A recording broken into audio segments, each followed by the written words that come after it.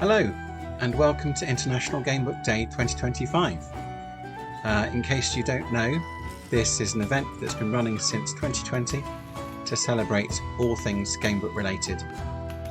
It's officially the 27th of August is International Gamebook Day because that's the date on which the Wallacofata Mountain first Fighting Fantasy Gamebook was published back in 1982.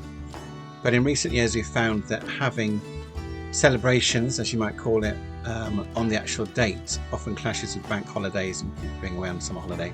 So we've tried moving the day around when we actually hold our celebrations. So we've had interviews with all sorts of people in the past from all around the world linked to gamebooks, and we have the same for you today. My name is Jonathan Green and I'm the author of around 30 gamebooks. My first published gamebook was a fighting fantasy adventure, Spellbreaker, which came out in 1993. As well as writing fighting fantasy, I've written gamebooks for Doctor Who, Star Wars, Sonic the Hedgehog, Games Workshop's Warhammer and Warhammer 40,000 universes, and in more recent years I've written a Moon Knight gamebook for Marvel, and I'm currently writing a series of Arkham Horror gamebooks for Fantasy Flight Games and Acolyte Books. I also publish my own series of gamebooks, Ace Gamebooks, which take classics of literature or well-known legends, mash them together and give them reinvent these gamebooks. So the 8th title in the series is just out and it's called Shakespeare vs. Cthulhu, What Dreams May Come. It started out as an anthology about 8-9 years ago, and at the time I wanted to do a gamebook based on the concept. So in this adventure you actually take on the role of William Shakespeare himself, and you find yourself in the world of your plays, going up against the servants of Cthulhu and the other great old ones. Because I crowdfund these through Kickstarter, I also do hardback editions for backers of those projects. So this is the hardback of Shakespeare vs. Cthulhu, and as well as the adventure, as you'd get in the paperback version, there's also a bonus chapter at the back, which includes designer's notes and artist sketches. So as well as Shakespeare vs. Cthulhu, there have been a couple more gamebooks of mine mentioned recently or announced for the first time. The first of those is Valiant, which is a gamebook for a brand new series published by Warcradle Studios, and it ties into their dystopian age setting.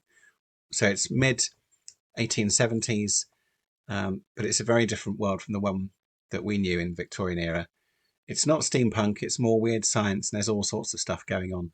But you have these huge power blocks around the world using various tech to fuel these amazing machines. So they have aircraft long before we did in our own universe, but there are no radios or radar, for example.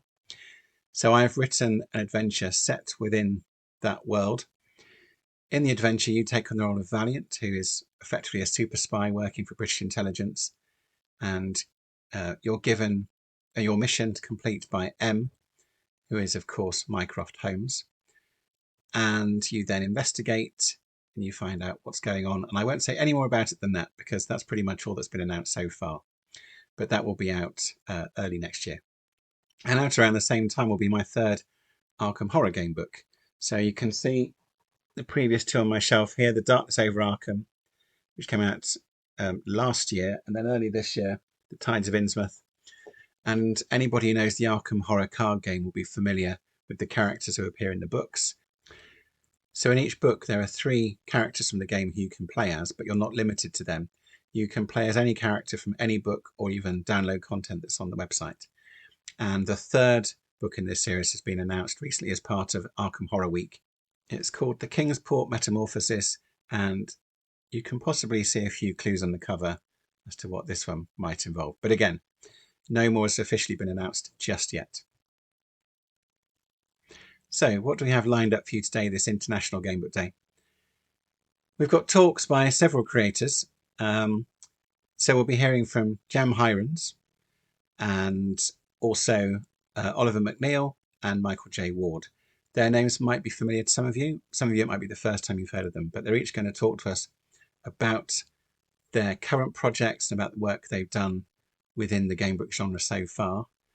And there's also a rather exciting exclusive that I'm going to be able to share with you later on. So first up, we have Jam Hirons, who's part of a crop of current Gamebook authors who were inspired by the Fighting Fantasy series and Lone Wolf and others in their youth, and have now taken to writing gamebooks of their own. So, over to Jam.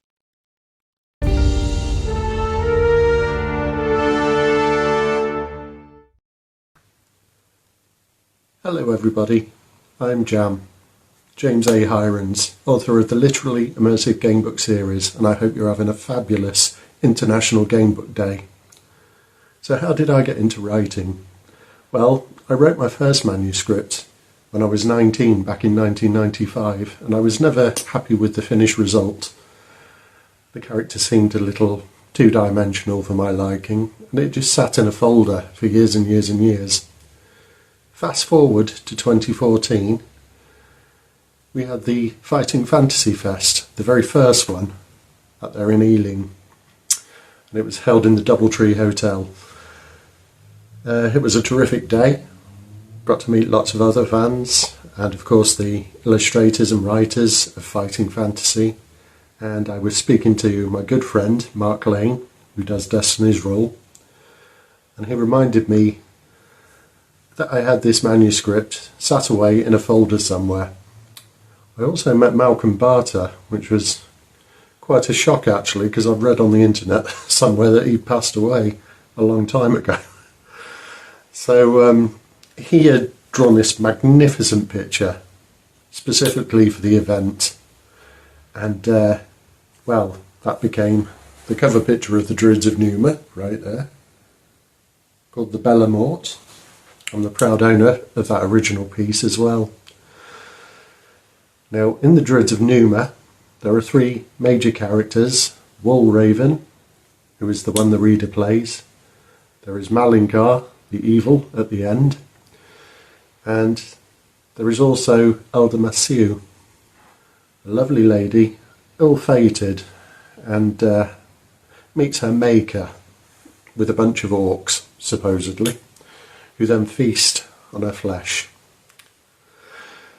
However, Malinkar and Elder Massieu are very interesting characters, and I thought they deserved a backstory for themselves. I wrote the book Malinkar, Lord of Enmity just a couple of years ago, and it was my first successful Kickstarter. Thank you to everyone who backed that. And now it's time for Elder Massieu to have her own backstory. Those of you who've read the Savage Realms books, The Tavern on Gallows Hill and Return to the Tavern on Gallows Hill, you might have a little bit of a teaser there, but you don't have to have read it to appreciate this next story. So she's falling through a portal and she lands in the northern reaches of Numa. She's 10 years old and she has nothing but the clothes on her back. She has to survive the wilds and the nasty people, and try and survive to adulthood so she can reach her potential as a very powerful elder druid. It's currently running on Kickstarter at the moment, and I invite you all to come and pledge for some great backer rewards, including cameos in the story itself.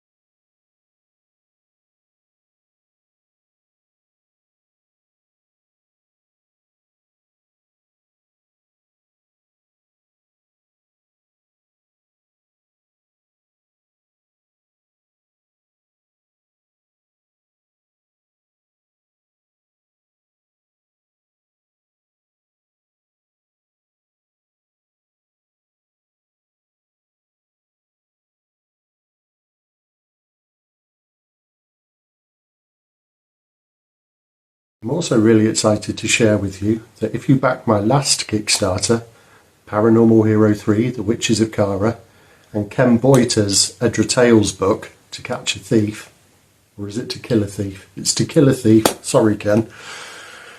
If you back both of those projects, you will receive a physical copy of that, courtesy of Savage Realms Gamebooks. I would like to thank everybody in our Gamebook community who backs these projects, not just of the old authors, but also of the contemporary ones. It's you guys who are keeping this genre alive. Thank you.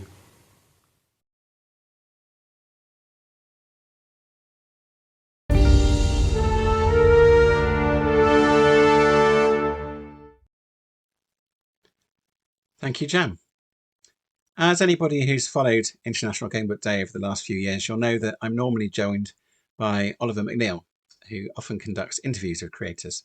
Logistically, that wasn't able to happen this year, but I'm very pleased to say that Ollie has recorded us a special video message for today in which he talks about his Story Masters Tales series and answers questions from fans of the series.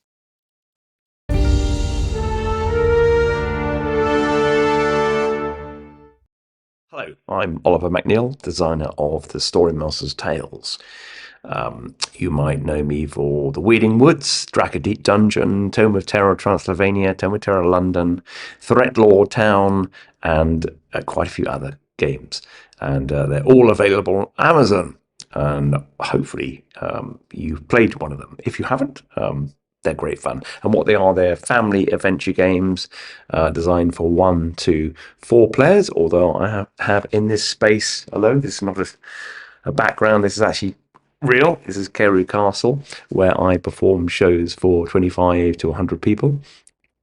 You also might know me from doing the live action role-playing versions, both online during the COVID years and physically, where I do them here, again at Carew Castle, but also in a place called Hilton Court in Pembrokeshire, where we have a 3-story Wizard's Tower, stone circle, and we bring everything to life. Now, I've got a few questions today from some of my Facebook group about Story Masters Tales and what we do. Now, the first one is from Stuart Johnson. One thing I really like about the books is their hybrid nature, how the soundscapes help bring them to life, and the maps make them more interactive. It's been a great way to do beginning tabletop role-playing with my sons. Do you have any other plans to blur the boundaries between books, tabletop, and LARP experience? Yes, I do. Now, I've got, obviously, the shows that I'm doing at the moment. I'm developing some new ones for next year called the Survive series. So we've got the Survive the Macabre Manor, and we've got Survive the Deadly Dungeon. Might even be Deadliest Dungeon. Haven't decided yet. And those will incorporate, obviously, the players, but also they'll be designed to be shows as well. So you'll be able to play the games and also come to one of my shows, which will hopefully be in bigger areas. I'm aiming for the UK Games Expo. Fingers crossed that's going to happen. By this time it comes out, you might know. But also, I'm trying to grow the live role-playing side even more. And here at the castle, we're hoping to do a game expo type thing on a much smaller scale. And that will have cosplay and tabletop role-playing, all those kind of things. So, yeah, that's it for the moment. You never know what else might happen. Lee Rabbits. Hello, Lee. Nice to see you. One of our amazing players from the online Story Masters Tales that we developed over the COVID years. What is your favourite NPC? And what's your favourite location? Mine, of course, is Barbara, an old lady trading. Barbara, get out of my shop. You know what I touched that here. Okay, I'll get your gut for garters. Right, I'm not sure Hilltop was in the books. Hilltop, if you don't know, is a troll. Now, actually, Hilltop does appear in one of my games. He appears in the Wizard's Challenge in the Quest series, which I brought out this year, which are available for download from my website. My favourite character, I think, has got to be Quasimodo, Professor Quasimodo, because I play him so much, and I really feel myself for entering a different persona each time I put it on. He's in most of my shows and most of my live role-playing, so I do enjoy playing. Oh, wise old wizard, nice to see you. Oh, and obviously when you're doing families, they love the wizarding stuff.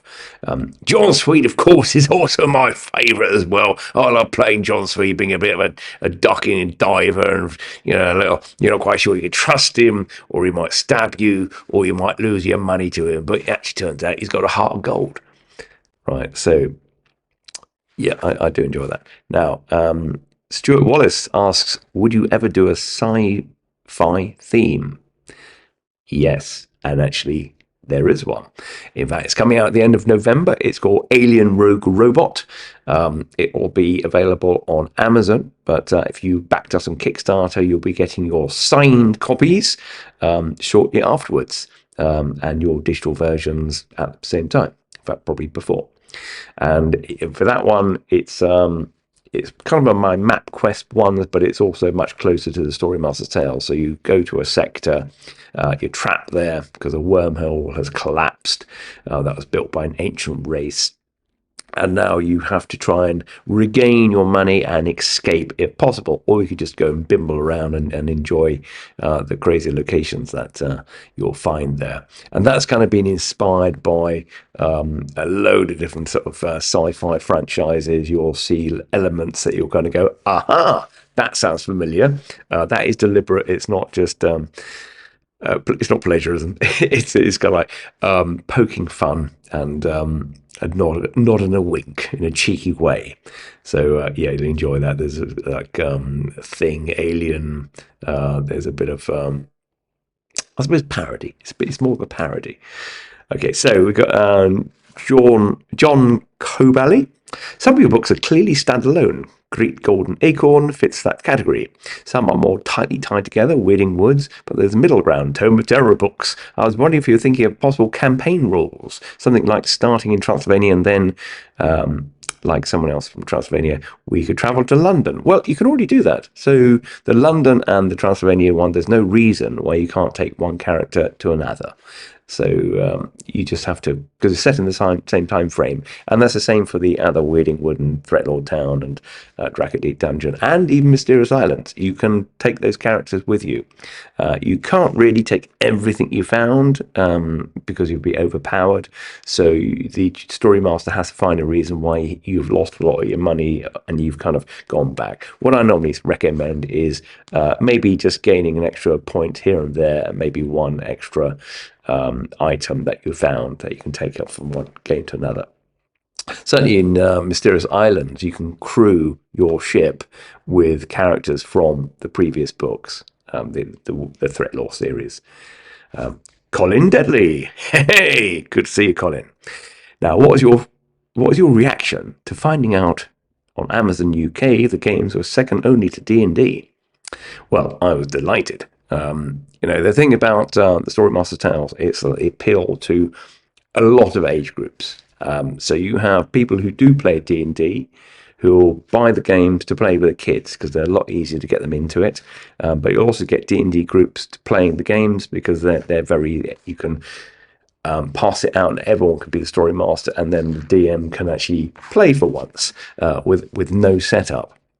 So that's kind of why they kind of went up quite quickly, because I'm hitting a demographic which isn't traditionally serviced. So obviously delighted, and it does go up there quite a few times a year. Each time it does, I give a little cheer. Martin Enon, hey Martin. So Martin is one of the players of my LARP, which is obviously based on mainly the Weirding Woods, Threatlore, and we can't really do Dracodeep Dungeon because we don't have a dungeon. However, what is the strangest reaction you've had in a LARP? Now, when I very first started LARPing, it wasn't soon after that I set up my own little club called Realms, which is very similar and very interlinked with what I do now. And we were setting up a ritual circle in a woodland. It was a private woodland, but we kind of had permission to use it. And we didn't realize that it was close to a nunnery. So as my young players were setting up a demonic ritual with a skull in the center and blood dripped around, two nuns wandered through.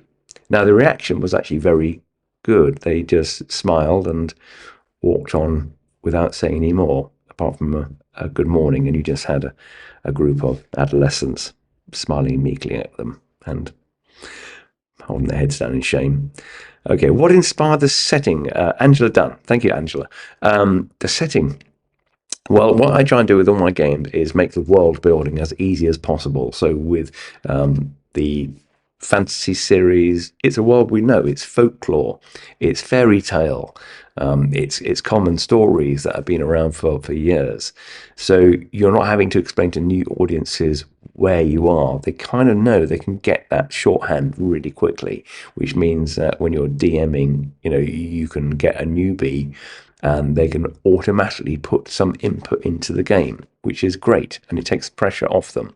I've always tried to make my games as accessible as possible, and I think that's the reason that they're successful, because I sell these games to loads of families who've never done any role playing, rarely play board games, but they can play these games really quickly. And this is why they're being used in schools and libraries, because they are, that accessible. As you know, I think, Angela, you're married to someone who does this very job. Anyway, thank you so much. If you are interested, again, you can find all my games on Amazon. I've got new games coming out all the time. You can check my website out, which is storymasterstales.com. And we're also suddenly doing signed versions as well that we can post around. And they actually turn out to be a little bit cheaper if you're in the UK than buying them on Amazon. So if you'd like to support a local author, do it there. And I hope I see you all very soon. If not here, at Carew Castle. Thank you. Bye-bye.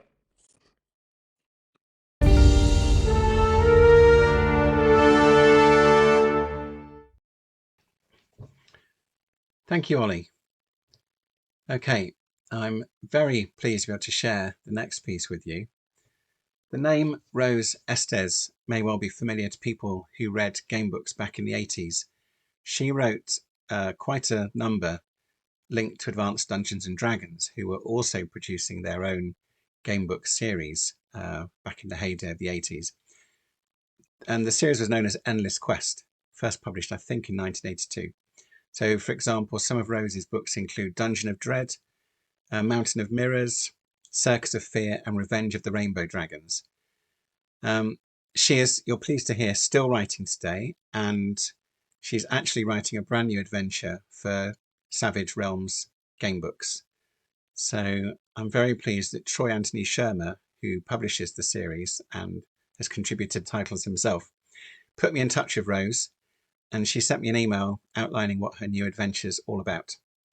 So I will read directly from her message. So she told me that Troy tells me you're interested in learning about my new book, Different. This is a book I've been wanting to write for years. It's the story of 4 completely different characters, all of whom have lifestyles completely different from others in their species, flaws that make them different and keep them out of step within their own societies. They find themselves thrown together accidentally, facing a problem that concerns them all. How they function with each other and their dangerous situation dictates the paths of the story. The characters are a young mage in training with dyslexia who cannot keep the runes of the spells straight. The runes say something different every time he looks at them. He is to follow in his father's footsteps, which means controlling the weather and negotiating with the resident pride of rainbow dragons, who provide safety from would-be invaders in return for a food allowance of local cattle and sheeples. The rainbow dragons have recently welcomed a hatchling of their young. Unfortunately, the celebration is muted because one of the hatchlings is solid black, not a speck of colour on her anywhere, which is determined to be a serious flaw. No other rainbow dragon family would consider her a mate for their sons, lest the unwanted gene be reproduced. Furthermore, she refuses to eat meat in any form, certainly not raw, so she's left at home when the family departs for the rainbow dragon fly-in. They do leave for a young sheeple, reasoning that she'll learn to eat meat or starve, an example of tough dragon love. The young sheeple, think Shaun the sheep, faints any time anyone or anything looks at him. Unfortunately, while practicing his weather spells, the young mage in training, Willie Stormbringer, creates an unexpected lightning storm over distant peaks, and now the family of rainbow dragons has gone missing. He fears that he is to blame and sets off to discover the truth. Along the way, he finds Cinder, the black dragon, and her companion, the fearful sheeple. He can't leave them, they are too vulnerable, so they join forces with him. In turn, they find themselves in the company of a bugbear who renounces violence and has been exiled from his clan, who now want to see him dead because all he wants to do is read and write poetry. Badly. He, however, is very familiar with the tunnel system beneath the old castle Brookmere and can get them in the sight of the possible dragon lightning accident quickly.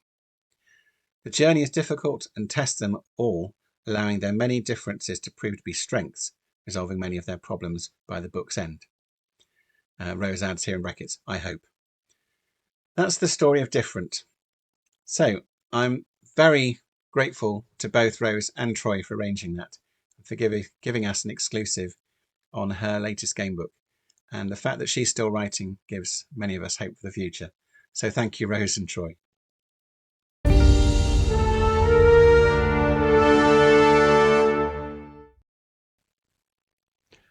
And now we have another message from the States.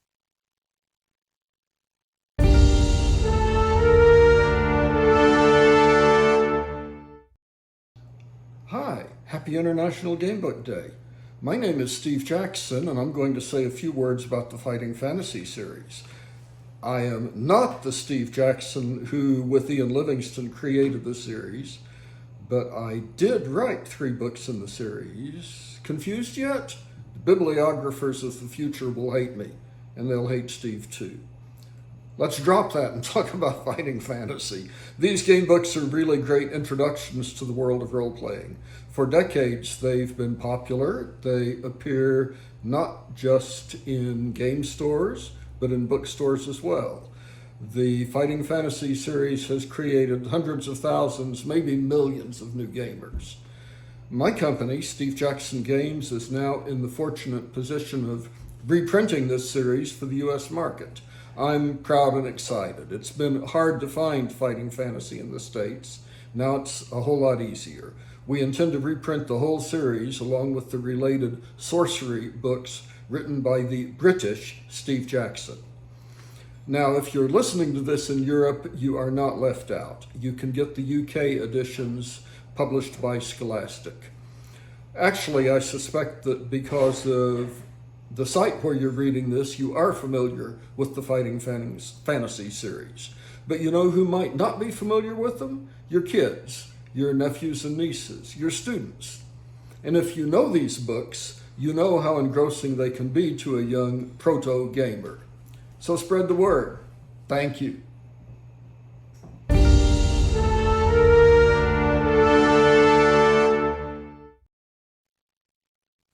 So huge thank you to Steve Jackson, the US version, for that message. As I'm sure you're already aware, the Fighting Fantasy game books are now available again in the United States thanks to Steve Jackson Games, as well as being available in the UK through Scholastic and various publishers throughout Europe, with increasing numbers being reprinted each year. And the deal with Steve Jackson Games is particularly exciting, so we'll have to see where that might lead in the future.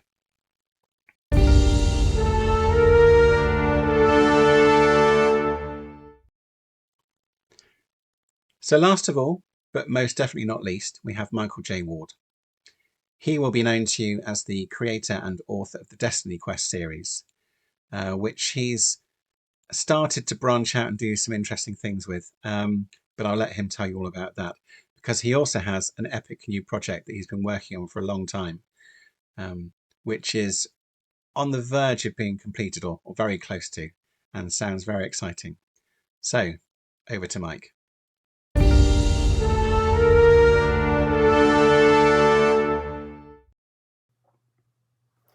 Hey everyone, and welcome to International Gamebook Day 2025. Well, I've been given complete free rein to talk about whatever I want on this video, which is always a dangerous thing.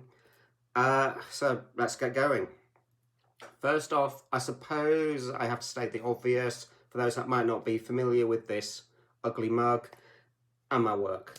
I'm Michael J. Ward. I've been writing game books now for over 12 years.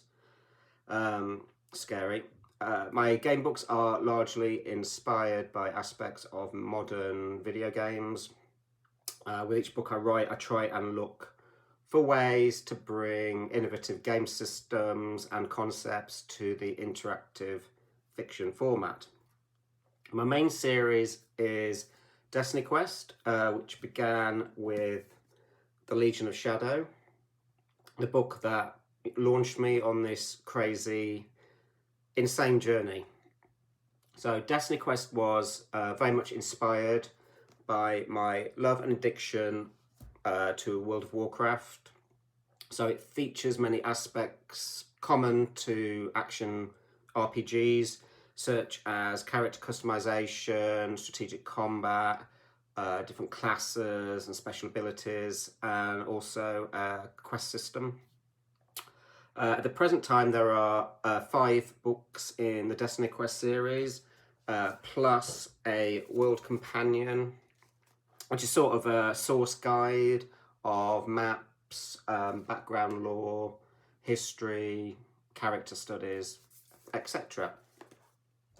And then last year I released Destiny Quest Raiders, which is a spin-off from my main series, set in the same world, but with Destiny Quest Raiders, Tides of Terror. I took a more casual approach to the game system. So in DQ Raiders, all you actually need is a pencil and an eraser. You don't even need dice. All the combat is done using a brand new kind of game system where you cross off health on your enemies whilst mitigating the damage that your team members are taking. So the strategy is still there, but you don't have all that complicated bookkeeping or hero management. It's designed very much as a sort of pick up and play book, but still has the deep story and choices of the main series. And yeah, so I guess that brings me to the current day, and I'm now working on a 4-book series to be published by Archimage Press, who do the solo D&D campaign books, and they now also distribute Legendary Kingdoms. So the series I'm working on is called Sunfall, and it is heavily inspired by Mayan and Aztec mythology. The game system is once again entirely new, this time influenced by games such as Dark Souls and Elden Ring, with an emphasis on weapon mastery and resource management, which I'll talk more about in a moment. What also makes these books different is that they are more open world than my previous books. So you essentially explore different zones which expand and branch into other regions. So you can end up moving between books and venturing back and forth, depending on the sort of quests you are following or areas where you are wanting to progress your character. I've implemented a system that I've not seen done before, where you have like a travel journal that records certain progress in each zone, so that you are able to go back to previous areas if you wish to and pick up where you left off. With combat, I wanted to capture that intense dance of battle that is common to the Dark Souls games, where you're dodging and weaving between enemy attacks. You're looking for that opening, chipping away at health, utilizing all your abilities, keeping an eye on your stamina. All these things you're juggling just to try and get the upper hand. I've tried to encapsulate that and incorporate it into the Sunfall combat system. So each enemy in the book has its own set of moves, combat moves, that it cycles through. So you start combat with a knowledge of the flow of combat. You also see what damage each move does. And then you, as you play within each round, you get a choice of whether to parry or evade each incoming attack. A successful parry means that you can attempt then to counterattack and do your own damage. Evading, which is typically easier to achieve. By dodging an attack, you don't get to attack back yourself that round. Before combat, you choose the weapon or weapons you'll be using. It could be a heavy two-hander, could be sword and shield, or if you've gained the talent, then you might be able to dual wield 2 weapons. Each weapon comes with its own set of combat moves. These are repeatable throughout combat, but will cost you either stamina or spirit. This is one of the resources you have to manage. If you run out of either, then you become vulnerable for a round, and you'll then become open to like a deadly strike from your opponent. So it's a careful calculation of what combat moves you use, what risks you want to take, and when to time that moment when you may become prone and vulnerable. Obviously, you know, that's just skating across the surface. There's much more to the combat. In general, you also have your armor, you have your talisman items, which can boost your defense and health, and they each have their own abilities. You also have inventory items that you can use, plus you have codices.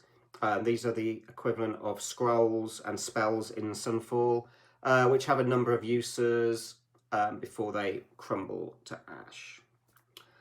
There are no classes as such in Sunfall, so there's no obvious kind of moment like there is in Destiny Quest where you officially decide to become a warrior, a mage, or a rogue. However, your hero does have primary attributes. These are might, agility, and will, which can affect heavily the weapons that you are best at using and mastering, and the amount of each of the resources that you have available in combat. So you will find out over the course of the game, you will be naturally tailoring your character to your own particular fantasy, as you kind of do in Dark Souls, really. So you may end up becoming a very will-focused caster mage style character who wields staffs and wands in combat, probably has more mastery over codices. Similarly, you might have unlocked the dual wielding talent, and therefore you might build your hero around becoming more of an agile rogue, giving yourself more evade options, cheaper moves, maybe less damaging, but you know, you may excel in applying status effects such as bleed or venom, and so on. I haven't really talked about story, as I never really do, because I feel that is something that should be discovered through your play. I never want to give away spoilers, I never want to say too much, but rest assured, I spent about at least 8 months prior to writing just on research of Aztec and Mayan history and mythology. And while Sunfall is first and foremost a fantasy game book set in a mythical age of history, I do try and bring in a lot of the cultural, religious, and historical background info that I learned so that this feels like a living, breathing world, albeit one that is on the brink of apocalyptic collapse. So, progress update. The first 3 books are written, and I've just started the 4th. All 4 will be coming to either Kickstarter or GameFound, I don't know which yet, in the first quarter of next year. So I do please ask that, you know, you all support me in this series. It's been a huge, colossal amount of work, but yeah, I'd really appreciate it getting an amazing start next year. For those in the UK, I'm going to be at the Dragon Meat convention in London this year, held at London Excel on the 29th of November. I'm primarily going to be signing Destiny Quest Raiders there, and we'll have some nice promo goodies for it. But I'm also hoping to have some copies of the updated Legion of Shadow to also sign and sell. Okay, I think I've waffled on enough. If you want to follow me and keep updated with news on Destiny Quest or Sunfall, then hopefully my Facebook community link may be below. I also have a YouTube channel with news, updates, game guides, trailers for my books. And I also have a How to Write a Gamebook series where I share the ups and downs, mistakes and joys of this crazy genre that we all love. So thank you for listening. And of course, happy adventuring. Thank you.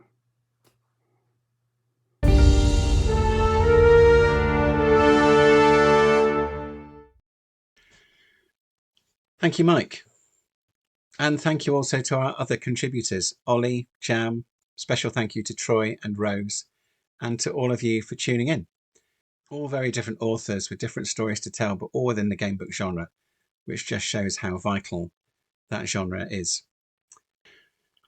You can find all of our guests online, and I'll share some links below the video here.